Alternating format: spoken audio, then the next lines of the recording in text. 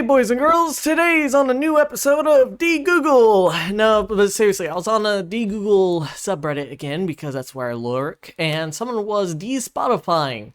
And that got me to realize I created a program that I'm selling now that I should probably show you guys. I think you'll like it.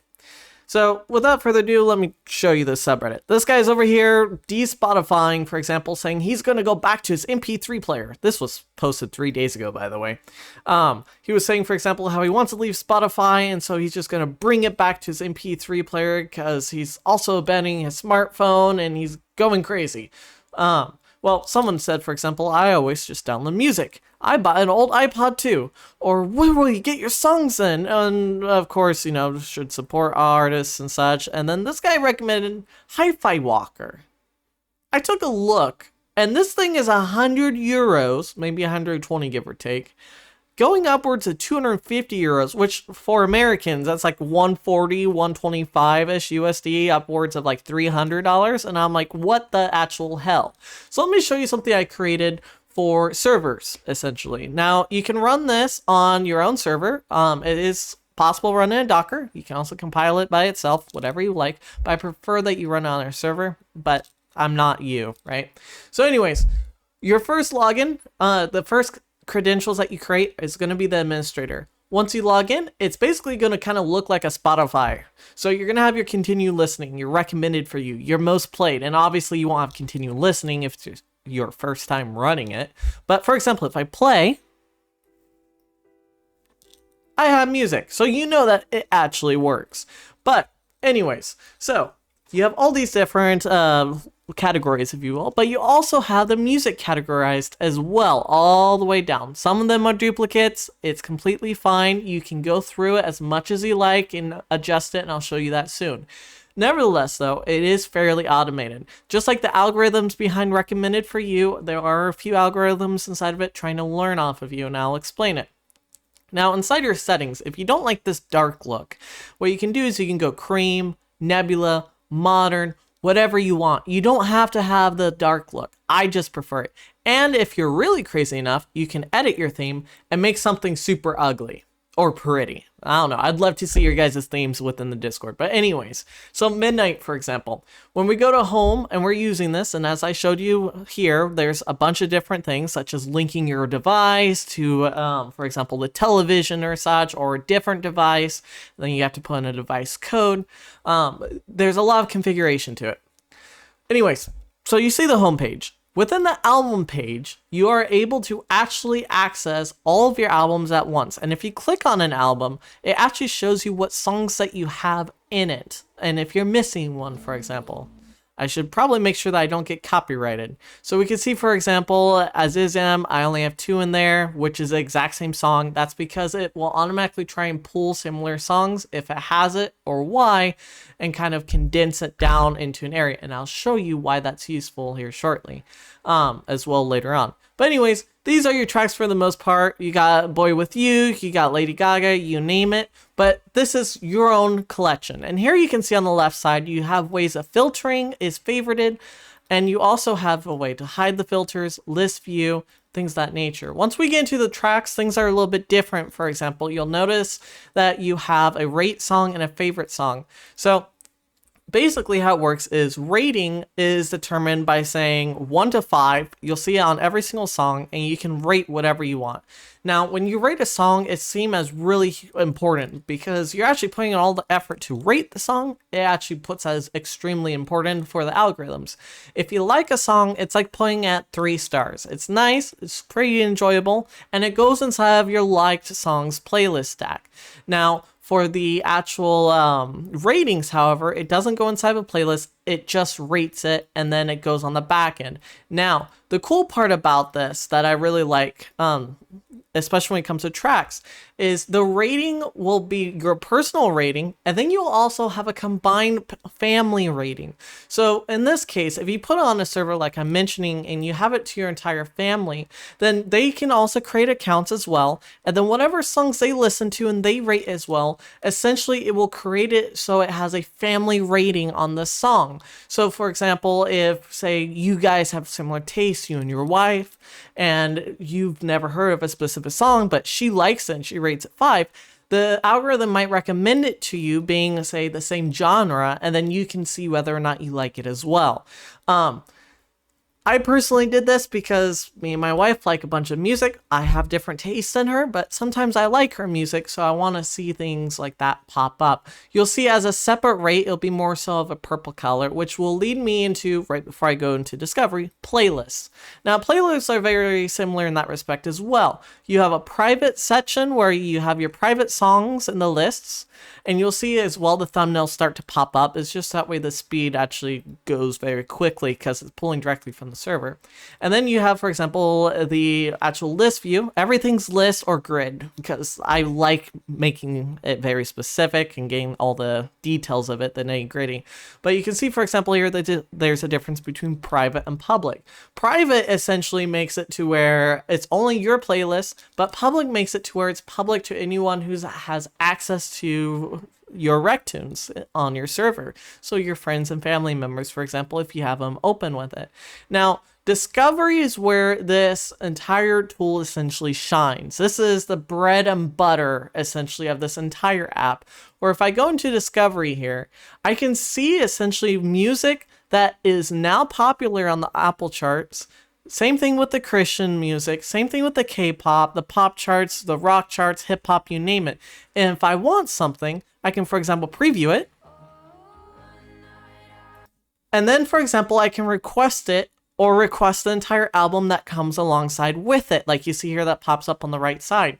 This is extremely important for if I like something a lot. Now, let's say, for example, that you're moving your music over and you just want all this to work, right? You just want to bring over your entire album or a specific song or such from there. Well, what you can do at that point, and I'm looking at my other screen so then I can get a mix just to show you guys here very briefly. I'm just going to type Eminem mix on my other screen here so I can pull it over. Perfect. So we're going to go over here and say we like this Eminem mix, right? Let's take a look if we can find someone that just isn't ridiculous. Or I guess it shouldn't be called mix. It should be called playlist, right? Terminology. Let's take a look here. So unfiltered, let's see. Can we find one that's not ridiculous? YouTube knows I've been doing this for quite a bit now, so it just keeps doing it. But I did find one right here. It says mix, so I guess we'll just have to use this one. So we're going to pause this, and now we're going to copy this link. And what we're going to do is we're going to go back here. We're going to go into the URL, and we're just going to paste it. Now, what it's going to do is it's going to ask you for what genre does this music lie in. It will try and look for the genres that the music is actually supposed to be in, but for the most part, if you specify the genre to be pop or whatever else, it's going to lock it in as that. The local core is essentially your tunes. Then the playlist, if it's an actual playlist or not, and then from there, you'll type in what you want the playlist to actually be. If you have, for example, songs or such that you want to be able to pick apart from the playlist, you can. However, it's really important that you take a look to see if, for example, you're looking at the radio. So, for example, in the URL, if it says radio, there's actually a lot more songs than just, say, for example, the 20 you see. If I go to the very last song, for example, it's going to keep scrolling down and down. So usually within radios, there's like 250 songs or 400 or even 800 songs. So keep that in mind. I have to make sure I pause this music. Because you'll see here in this specific YouTube URL, there's 745 songs and it was able to pick it up.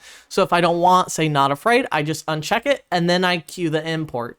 Now, if you have, for example, a Spotify playlist, it is the exact same way, except the playlist has to be public. We do have ways to import private playlists, but for the sake of this YouTube video, I'm not going to show it. I do have it inside the settings. You'll be able to go through it.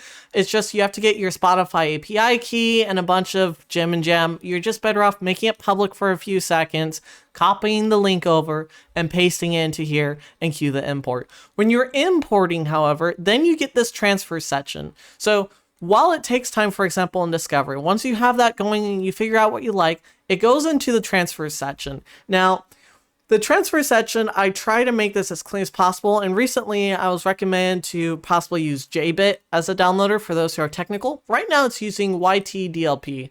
YTDLP essentially grabs a song from YouTube and it will just download it as it sees fit, and voila. The same thing really goes for Spotify as well, to try and make it as quickly as possible. Now, if you try to click, for example, directly on a song like The Real Me, Future, or something of the sorts, it's going to try and use your sonar, radar, prowler sort of setup as well, to try and get that entire album going. This is just because, for example, YouTube's playlists get kind of funky sometimes, and folks will put in a lot of unnecessary songs instead of just directly the album. It's really hard to determine who's who, which leads me to my next point. When you're putting in these songs, for example, and it's like official video or something of the sorts, the software automatically picks it up and it will delete that part of the title. So then it only says, for example, like featuring Hardy, for example, or featuring Jelly Roll, featuring whatever else, and it really tries to clean it up. If you run into an issue though, you can always right click a track, for example, edit the genre, set the rating, add to a specific playlist, make it become a radio. You can edit all the information, get the info, things of that nature. And if you have it specifically on this machine, you can show tracks in File Manager. But for the most part, you're able to essentially have full control of your data. And none of this goes back to any of my servers. Everything is fully locked in inside your house, so you don't have to worry about any of the music or songs or anything else going outside and being like, hey, who's listening to my stuff or knows I'm listening to this. Don't have to worry about any of it. Now, your settings, like I showed you before, is where you go into your midnight, you can change your cream and such, but you also have the stack setups. So this is where, for example, you're going to set up your LiDAR, like I was mentioning just briefly with the API key, and you're going to set the LiDAR to be basically wherever you have your music set to. The same is going to go for your YouTube section. Now, for example, if you're using Docker version, you don't have to touch YouTube DLP path by any means. However, you may have to set up the music location within the Docker information, and then just try to apply, validate, run the checks, see if it goes. Once you do it one time, you don't have to worry about it and check it continuously. You can see here it says not checked or anything like that. It doesn't matter anymore. You did your job. But you'll notice here that it says local core versus Navidrome. Navidrome can actually take over. So instead of using all the automation that's inside RecTunes, such as figuring out the algorithms, figuring out what you do or don't like, figuring out those things, you can just set it up to where it uses your Navidrome instead by just clicking here and filling out the information to log into your Navidrome. Because there's a lot of AI integrations with Navidrome and such, and people have already been using Navidrome, you can just switch it over to Navidrome. I will say though that the RecTunes essentially just becomes a player at this point. It does still download and things of that nature, but it's like I said, just more so becomes a player. Now, if we go inside the configuration is rather straightforward, similar to Stack, but it's just down the list. Server, you can check it. Library providers, just make sure you can hit Apple charts and such. You can check it there. And then for the personal homepage, you can essentially kind of move it up, down if you do want something or don't want something. On the homepage, just double check it, move it up or down, whatever you want. If you have a changelog, for example, that you want to release, say you're editing the code or something, or you added music. Sorry, I'm getting the hiccups. Really bad timing for it right now. Then you could go in here, edit the title, edit the version number, usually increase it by increments of 1. So in this case, we have an example 1.0.7, make it 1.0.8. Preferably, since it's version 1.1.0 at the top, make it 1.1.1. And then so on and so forth. And then you can put the body, and then from there, what's going to happen, it's going to pop up, hi, hello, and then we're going to test and version 1.1.1, and then from there we can preview, and you can see how it's going to form up and pop up, and it's going to say posted by username, Rec by Faith, Matthew Napier, whatever you want. For the app distribution, I'm still experimenting with this, and some of these things are experimental features, but for the most part, the idea is you, as an admin, can upload the APK file, the exe, the iOS, DMG, app image for Linux, whatever else, right here inside the program, and then it will push it to the rest of those who are using it. So if someone's on the phone, for example, using the APK, if someone's on the Windows machine and you don't want to send them a whole nother exe file, it's all going to be through this app distribution right here. This is once again a work in progress. It should work. I've tested it myself. It worked for me. However, it's the good old meme of a tank going over a wooden bridge compared to soldiers going over a wooden bridge. You don't know until lots of people have tested it and tried it. Here's a playlist importing, for example, where the preference is YTDLP per song and LiDAR set to albums. This is what I was mentioning before. For example, if you're trying to make sure that you have your private Spotify playlist and such put in, this is where you go. The client ID, the secret, save credentials, then type in the URL inside of your discovery. It'll pick it up, or it should. And then here's where the duplicates kind of comes into, like I was trying to show you before, where you saw 2 songs, for example, inside of that album. If there's a duplicate with the same song, the same title, what you can do now is scan, and what it'll try and do is pick up all those duplicates, try to throw the bad quality ones out, if you will. You can set it accordingly. For example, if I hit check mark, this will run automatically whenever I import my playlists. So if I have a lot of playlists with similar songs in it, then it won't just make 5, 6, 10, 15, 25 songs of the same thing inside my tracks / playlists. The same thing goes, for example, for enriching the imports. If you want to make it so it does it every single time, just check it. And then, for example, if you haven't done it before, you can just enrich library now. This takes information from Music Brains, goes throughout the libraries, tries to figure out the different albums, categories, what songs go where, things of that nature, and tries to really make it combined all together. Clear cache is pretty straightforward. Playback diagnostics is normal. But finally, you have the users category. Now, you have, for example, open registration, whitelist mode, or guests. Now, for example, with the open registration, if you have it open, then anyone can create an account on your Rectunes, provided, of course, that you have it inside your network. Then anyone inside your network can do it. If you have it as whitelist only the user IDs provided below in this list, for example here, will then be allowed to do it. So for example, say their usernames that you want them to create, for example, things of that nature.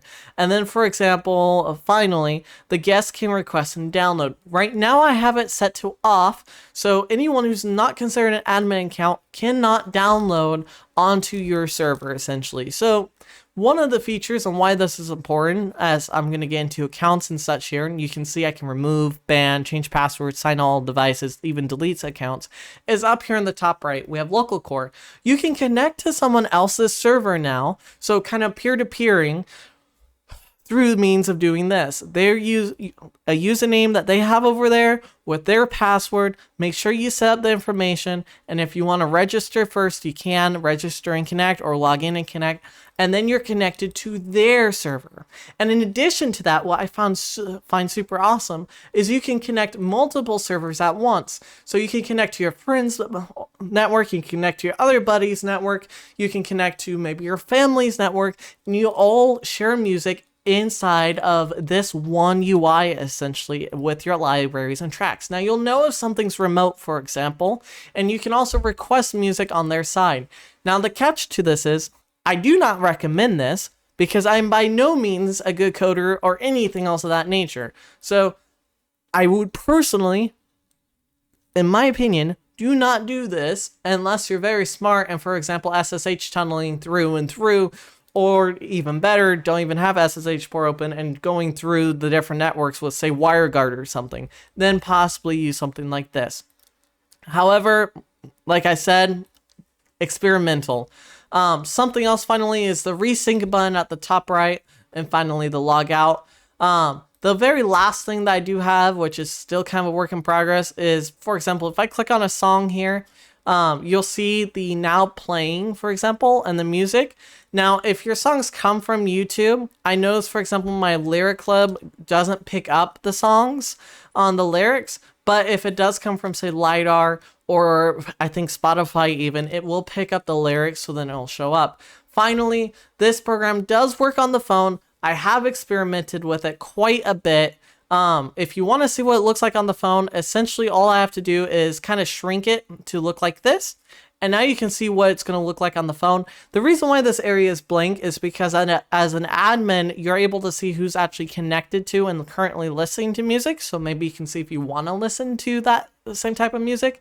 But for the most part, you click. You can see here, you can even click into it. You can possibly play on another device. You can like, rate, add to playlist. Everything goes the same as you would normally. The colors are completely an adjustment to the current song for the most part. If you scroll down, for example, you'll see what's up next, things of that nature. But that pretty much sums up, for the most part, this entire tool. I feel like it's really good.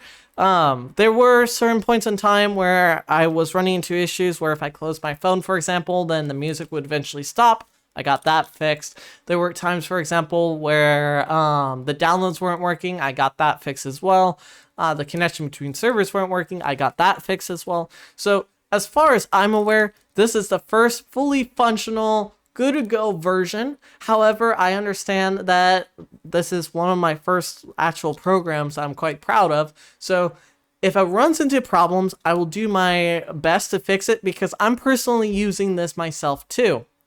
Now, that being said, if you are a coder and you're really good at stuff, since you're already going to have the source code, if you make fixes and you share it with a community, what I'll do is I'll also merge those fixes in, so then it helps everyone out. The reason why I'm saying this to, for example, $35 is, number one, I don't want to make something too pricey. It's nonsense. I don't want to do that. But at the same time, I want to make something that is actually feeling of value, and that also helps me. I run a lot of different modding projects. I run a lot of different communities, and I'm trying to essentially build up a legacy, if you will, whether it be through creating apps or, you know, creating games or just working for my family and such. And so I figure $35 is quite nice. Now, one thing I will say though, is that if you show this program to someone else, say for example, you're a content creator or you want to show this off, or you want to, for example, just give it to a buddy, but you want them to pay for it as well. If you send me a message on Discord or send me an email, inquiry@elijahketcherson.com, or you check out my main website, it has a link there. If you go through that means, I can give you a referral code, which will quite literally give you money whenever someone goes in. So instead of me getting 35, for example, on the purchase, I get 25 and you get 10. So the more buddies you share it with, you make your money back as soon as you share it with, for example, 3 to 4 friends tops and a little bit extra. So it's my way of basically saying, hey, let's get this tool out there. I hope it helps everyone, while at the same time you being serious about it. I personally think that it's one of the best tools that are out there for the price, 100%, especially since there's no ads or anything else. You can completely change entirely the icons, the visuals. You can rename it to whatever you want, and it's just going to work. The only thing I will say personally that I haven't gotten to test yet is if this works on an iPhone or a Mac. I don't have either or. However, because I use Flutter in order to design this, it shouldn't be a problem. You just have to compile it with a Mac, and it should have no issues, and then you just bring it over. But, of course, iPhones have the locked apps, so you, as far as I know, unless you have it side-loaded somehow, you're not going to be able to even use it on an iPhone to begin with. And I don't know how to personally change that because I'm an Android guy, and the development price tag is really ridiculous. So, that's, for the most part, this entire app. If you have any questions, if you guys are wondering how to do something, if you do decide to eventually get that app and support me, let me know inside my Discord. We have a Discord down below. I'll put it down with the links as well as to my website and whatever else. Recently also customized and made my website look good, so feel free to compliment me on that one if you liked it, or tell me it looks like outer garbage. I'll take it. And remember, subscribe and share this with your friends if you truly liked it. So without further ado, my name is Matthew Napier. Take care, guys, and until next video. Also, yes, I did get a haircut. Peace.